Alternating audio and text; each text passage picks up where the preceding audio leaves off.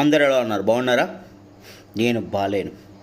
నాకు ఒకటే గుర్తొస్తుంది, గాంధారి శాపానికి ముక్కలుగా పిచ్చి కుక్కల్లా చనిపోయిన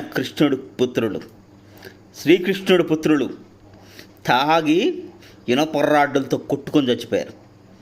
ఎందుకంటే ఒక తల్లి కడుపు మంట, కడుపు ఘోష, మాతృఘోష యొక్క శాపం అది.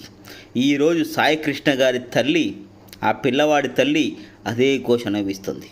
ఈ దరిద్రపైన ప్రభుత్వంలో సీఎంగా ఉన్న చంద్రబాబు నాయుడు గారు లాంటి ఒక గౌరవప్రద వ్యక్తి కూడా న్యాయం చేయలేకపోతున్నాడు అనేది ఇంకా బాధేస్తుంది.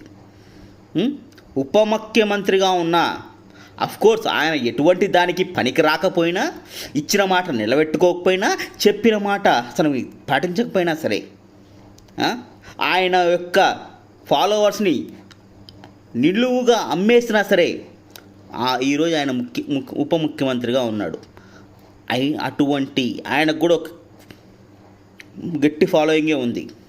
అటువంటి వాళ్ళు ఉన్నప్పుడు కూడా ఈ తల్లికి న్యాయం చేయలేకపోవడం అనేది చాలా బాధిస్తుంది. అంతకన్నా ఎక్కువ బాధ ఏమొస్తుంది తెలుసా? దీన్ని ఎంత ఫాస్ట్గా డైవర్ట్ చేయాలా అని ట్రై చేస్తున్నారు తెలుసా, అది ఇంకా బాధేస్తుంది నాకు. ఎందుకంటే దీన్ని డైవర్ట్ చేయడానికి కులాన్ని తెచ్చారు. ఆంధ్రప్రదేశ్లో కులం అనేది చాలా సెన్సిటివ్ విషయం. అటువంటి విషయాన్ని ఈరోజు వీళ్ళు తీసుకొచ్చి అపోజిషన్ పార్టీ మీద రుద్దాలని ట్రై చేస్తున్నారు చూసారా, అది ఇంకా దారుణం. ఇంకోటి పోయి సేమ్ అదే తల్లి కాడికి వెళ్ళి మన కులం మనలో ఎందుకు అని మాట్లాడాడంటే ఇంకా దరిద్రం అది. అటువంటి వాడిని చెప్పు తీసుకొని ఇంకా కొట్టలేదు చూసారా, అది ఇంకా నీచం. ఇలాంటి కులాలతోటి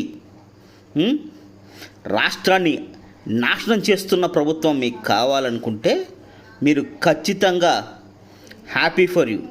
ఎందుకు అంటే ఈరోజు నేను బాధపడుతుంది ఒక తల్లి కడుపు ఘోష ఎంత దూరం దారితీస్తుందో అని అర్థం కాక, ఈ విషయాన్ని ఇక్కడితో వదిలేసినా బాగుండు, ఆ తల్లికి న్యాయం చేయకపోయినా పర్లేదు, కానీ వీళ్ళు దాన్ని దూరం లాగి నీచత్వానికి దారితీస్తున్నారు చూసారా, అది ఎంత దూరం పోతుందో వీళ్ళకి తెలియట్లేదనే విషయం నాకు ఇంకా బాధేస్తుంది.